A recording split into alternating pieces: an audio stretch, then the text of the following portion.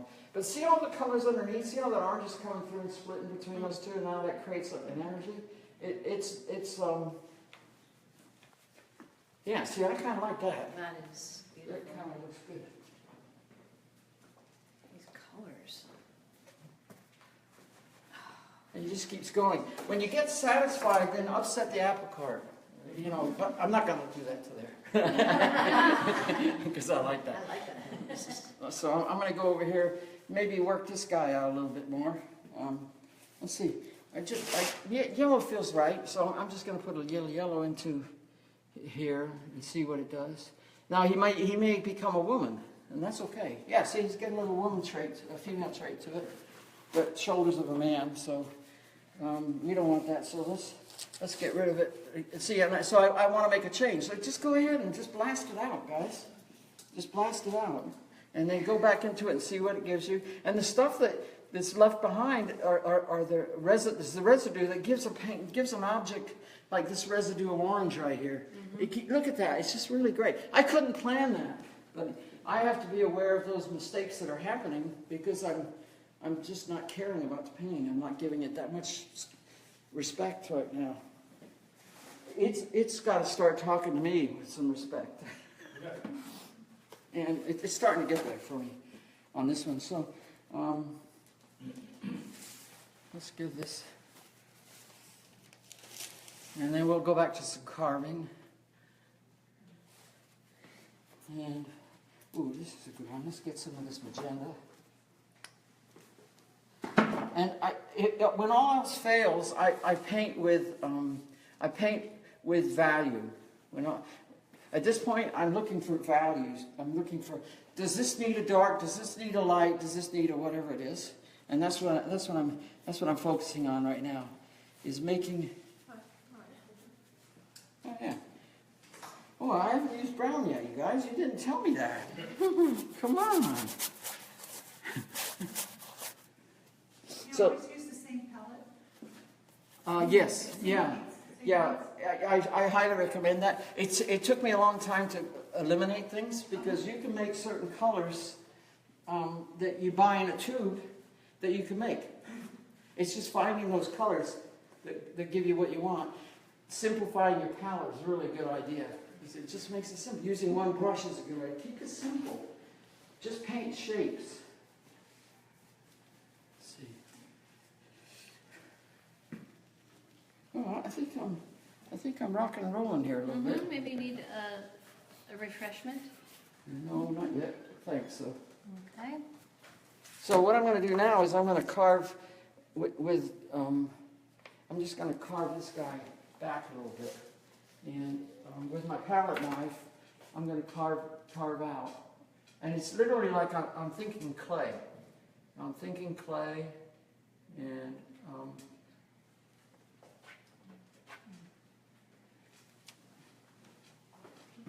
get that guy to come out, whatever he is or she is.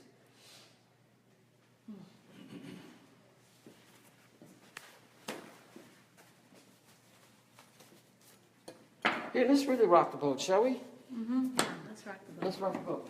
Let's just take this and then a lot of white over there. But what we're going to do is just let it go. Just put it on there. I know. They won't tell you to do this art school, you guys. So. That's why you do it as a painting, the place that makes pink, though.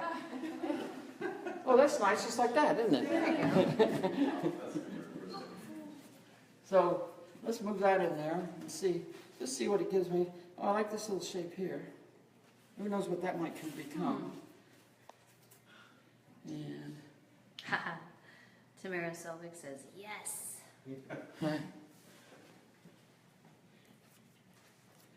Oh yes, that is so Was that black? thick. Yep. this is it's called Payne's Gray. Oh, Payne's gray. Yeah. Mm. Fabulous. See, oh yeah, see, I'm liking this. And I'm turning the brush to get, and sometimes when you do this, you guys probably familiar with this, you pick up a color, and then you pick up a color, and then it carries along an edge, and you've got something that vibrates, and like Tebow does with the complementary colors on the edges. So picking up colors doesn't mean your brush is dirty. Use it if you got. Oh, maybe this guy's waving right here. See this guy? Maybe he's waving. He looks like he might be waving.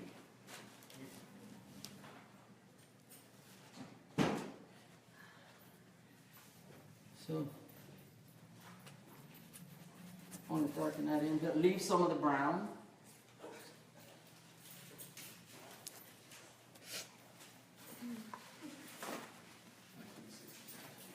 And I like this arm thing, so what I'm going to do is I'm going to make an arm out of it.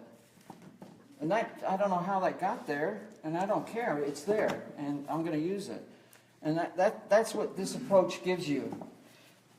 If you're directed the whole time, and you think you're going to paint a picture with apples and pears in it, and it's got to look like that, you're not going to have much fun.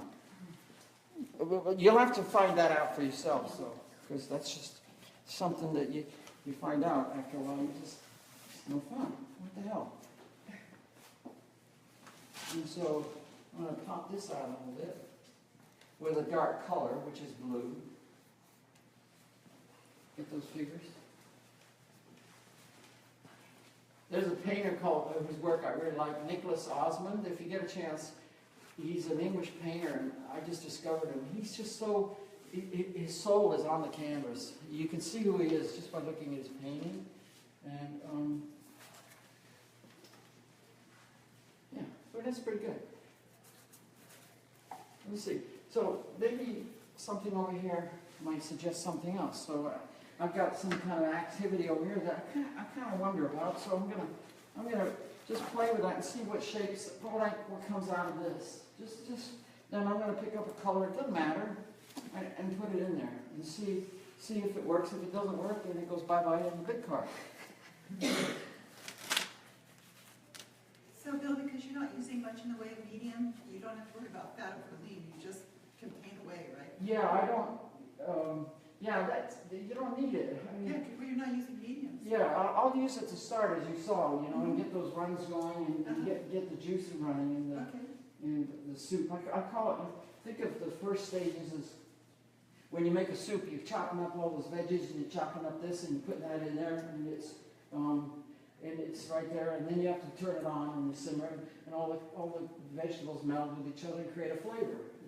So those first steps where you're throwing pieces of soup in there, the potatoes, carrots, and onions, that's the step where we really encourage you to take some big chances. And let it drip, let it run, to open up your doors so that you can find other paths. It's an opportunity, and the canvas wants you to go there.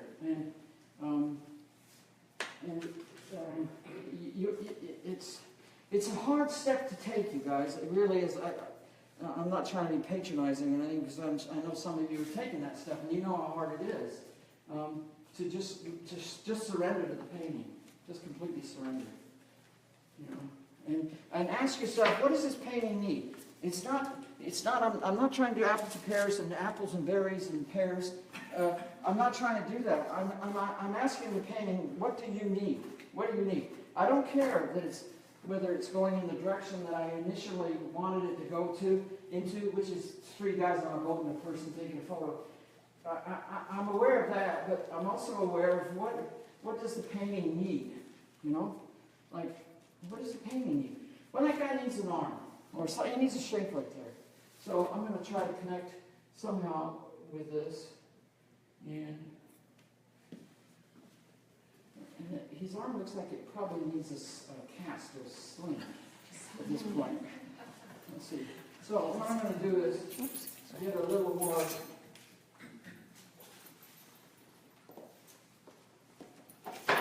Get more juice in there. You're not going to get these back. No. So I'm going to continue to pull in, do some carving.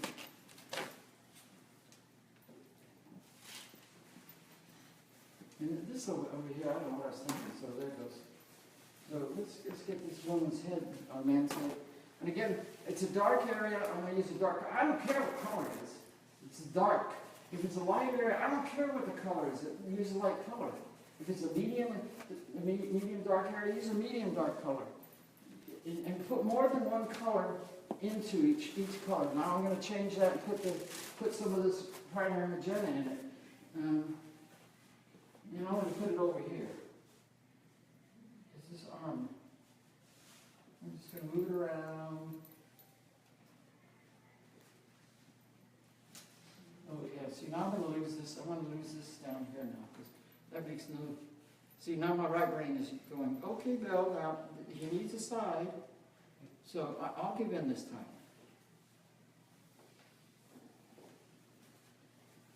Let me see. So, and that's the basic gist of it all. So the hair is dark, so I picked up green, and I'm gonna bring this in a little bit more down, create a shoulder a little bit deeper. It's abstract, and that's what I like. I'm not interested in going anywhere in terms of defining too much stuff. I'm sick of that.